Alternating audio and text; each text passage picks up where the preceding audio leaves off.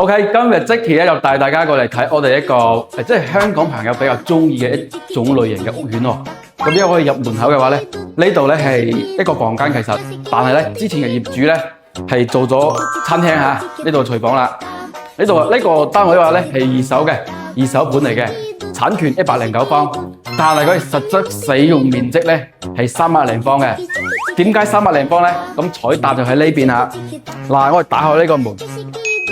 出邊呢一個大露台咧，全部都係你嘅，係嘛？足足有200零方啊，足足喎。咁如果我哋起上喺呢度，係嘛 ？BBQ 又得，係嘛？燒烤或者係種啲花、種啲草，而且咧喺呢度養寵物都非常之方便嘅，係嘛？好似我哋隔離呢個鄰居同埋呢個鄰居咧，都係用咗嚟種植一啲。係咪花啊、盆栽啊、菜啊，或者係放一啲雜物嘅嚇。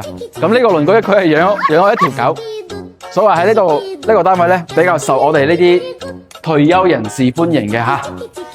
南北通透雙陽台，4房2廳。咁呢個陽台咧就係睇我哋呢個花園嘅小區內部花園喎。係嘛？不過呢個小區都係物業管理得都係比較乾淨嚇，入邊係3個休息區同埋2個衞生間啦。咁呢個客房，呢個係客房，仲有咧就係主人房啦。咁主人房係一個套間嚟嘅長規啦。咁採光係冇問題嘅喎，都係望我哋花園嘅。而且依家冇開燈嚇，冇開燈嘅情況下仲咁光，仲係3樓嘅情況下喎，係嘛？而且依家嘅話咧，都係算即係我哋之前業主啊賣價咧係126萬人仔嘅嚇，咁出邊嘅露台咧係唔加錢嘅，但係咧之前嘅業主佢買嘅時候咧，出邊嘅露台係有加錢㗎，加咗50萬人仔嘅，咁依家就係相當於買呢個單位就係贈送啦。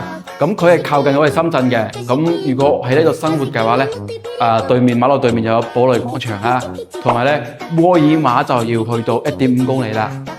咁呢度話咧，距離嗰個高鐵站就係稍微有啲距離嘅，要去到5點幾公里嚇，就係有啲遠啦。我哋可以打車或者搭巴士可以直達嚇。咁如果係去我哋深圳嘅嗰個沙田地鐵口咧，就方便啲啦。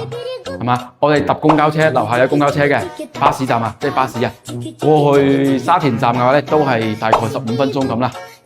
咁到時我哋如果香港朋友買呢度嘅話咧，可以即係坐地鐵到我哋關口啦。